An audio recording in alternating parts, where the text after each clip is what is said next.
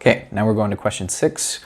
Draw two more vertical line segments, FG and HJ, connecting the hypotenuse of triangle ABC with side BC. Okay, so let's go to our triangle that we drew at the very beginning. And let's make a couple more line segments on there. Okay, I'm going to make one to the left and one to the right. Okay, here's one right about here. And then here's one to the left, right about here.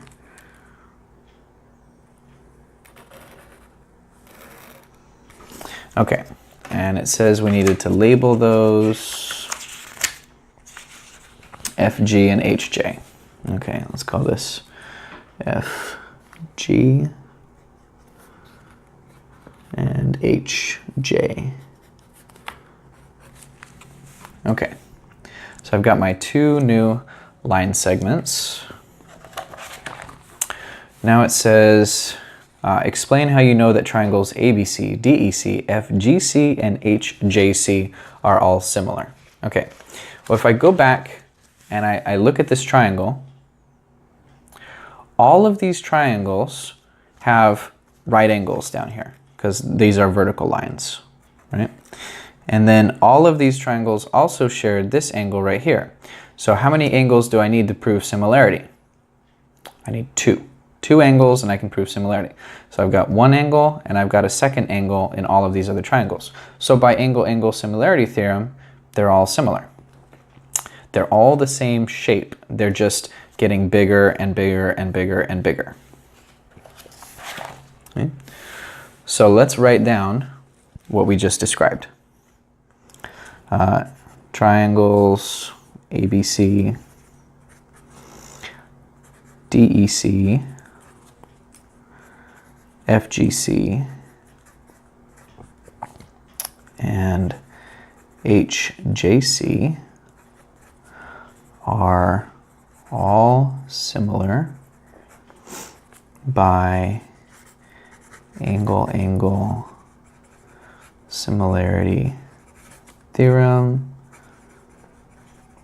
because they all share a 45-degree angle and they all have a right angle. All right, so far so good. So now let's look at part B.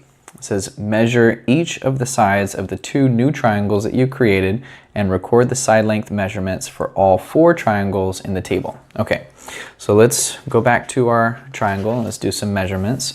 And remember, you did not put your sides in exactly the same place that I did, and that's okay. You're going to put down your own measurements. So we're going to get different numbers. Okay. The number that I'm getting for side FG is 87. This is 87 millimeters. And the number that I'm getting for HJ is 45 millimeters. Okay, so let's start putting these in the table. The side opposite angle C in the big triangle, we already remember that was 102. And then in triangle DEC, that was the first small one we did, we had 65, or I had 65. The one I just measured, FG, was 87. And then for HJ, that was 45. Okay, now let's start looking at the lengths of the sides adjacent. Okay, if I'm going back to my picture, these ones here on the bottom, these are the adjacent sides. Okay, so I'm gonna erase this 65 because I don't want to get confused. Let's start with this one. This one is 45 here. Well, it should be the same as these, right? This one was 65. And then this one should be 87. It's a little bit off. Let me remeasure this one again. This one is actually 86. I was off by a little bit. Let's rewrite this as 86. And then this last one down here, we already measured it before, it's 102. Okay, so those are the sides adjacent. So I'm going to go back and fix my earlier measurement because I was off. So now, in my first triangle, the big one, triangle ABC, the side adjacent was 102. And then DEC was 65. And then triangle FGC, the side adjacent, was 86. And then in triangle HJC, it was 45. And now let's measure these hypotenuses.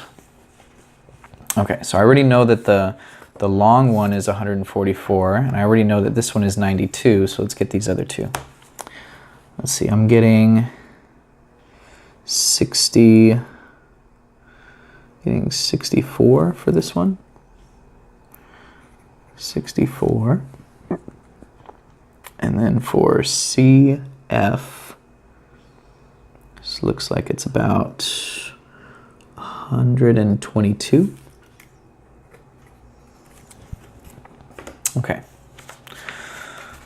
So let's go back and let's put the length of the big hypotenuse was 144.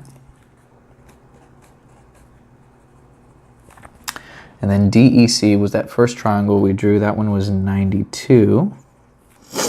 And then FGC, that was the one in the middle-ish. That was 122. And for HJC, that was 64.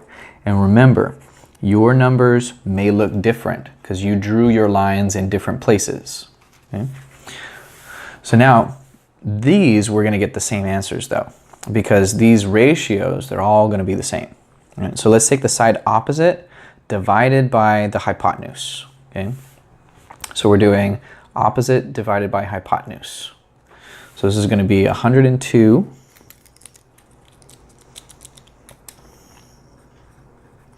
divided by 144. And we already did this earlier on the calculator, but let's go ahead and pull it back up. 102 divided by 144, 0.708. Okay. And let's just do it for all of these. Let's do it for DEC. This one is 65 divided by 92. Okay, so I got 65 divided by 92. I got 0.7065, which rounds up to 0.707. And let's do FGC. This was going to be 86 divided by 122. So 0.705.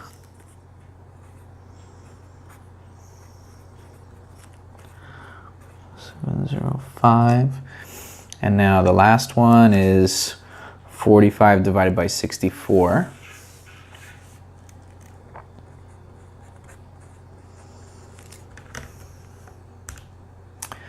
So, let's do 45 divided by 64, and I get 0.703. Okay. You may already start to be noticing a pattern, but isn't that crazy that all of these different side lengths, they're all within like 5/1000ths of each other? They're almost exactly the same. Okay, now let's look at the sides adjacent. So this one is going to be the side adjacent divided by the hypotenuse. And actually all of these are the same, right? So we can basically just copy these numbers over. We got 102 divided by 144, 0.708, 65 divided by 92, 0.707, 86 over 122, 0.705, and 45 over 64 equals 0.703. Now this only works for 45, 45, 90 right triangles. With any other triangle, you'd actually have to do different calculations because they will be different. But in this case, you know, the length of the side opposite and the length of the side adjacent, they are the same. So, and now let's do the side opposite divided by the side adjacent. So we're doing opposite divided by adjacent. And all of these numbers are the same, right? So we know we're going to get 1 for all of these answers, but let's just write it down anyway. We're going to get 102 divided by 102 equals 1. 65 divided by 65 equals 1. 86 over 86 equals 1. 45 over 45 equals 1.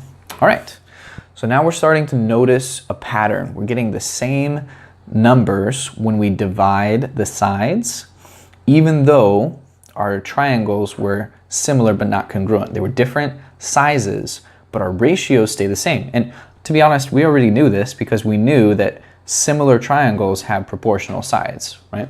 So let's go ahead and expand on that on the next page.